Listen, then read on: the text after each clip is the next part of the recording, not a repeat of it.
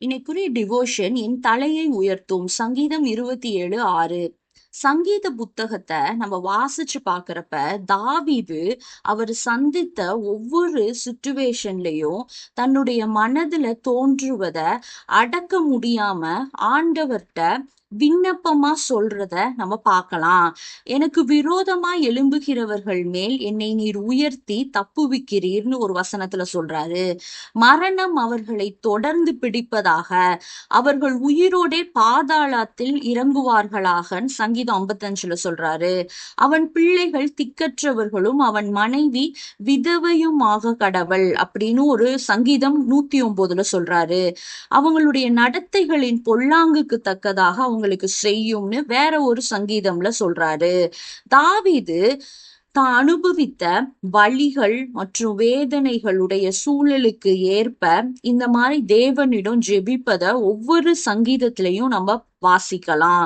இந்த ஜெபம் தவறா அப்படின்னு நம்ம யாராவது கேட்டா இல்லைன்னு தான் சொல்லணும்.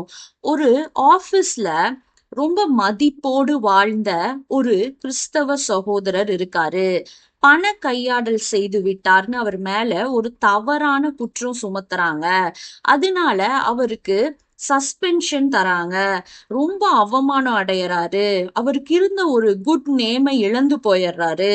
அவரோட வேலை செய்யறவங்களே அவரோட பேச தயங்குறாங்க. அவருக்குன்னு இருந்த மரியாதை போயிருச்சு.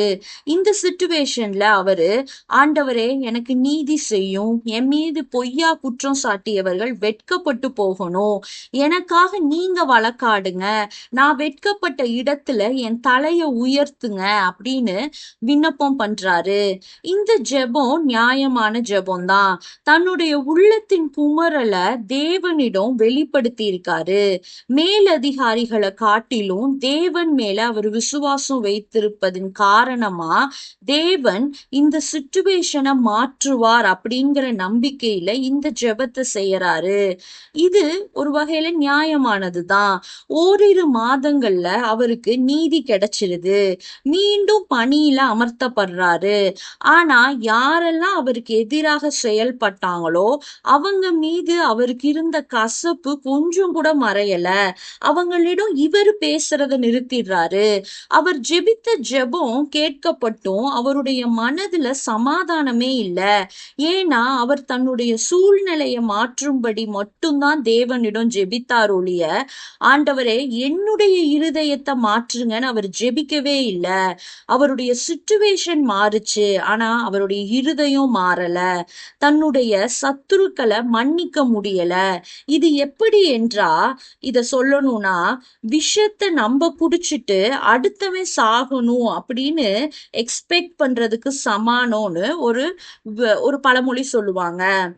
ஆண்டவர்ட்ட நம்மளுடைய இருதயமும் சேர்ந்து மாறணும்னு ஜெபிக்கணும் இப்படிப்பட்ட சிச்சுவேஷன்ல. ஆமேன்.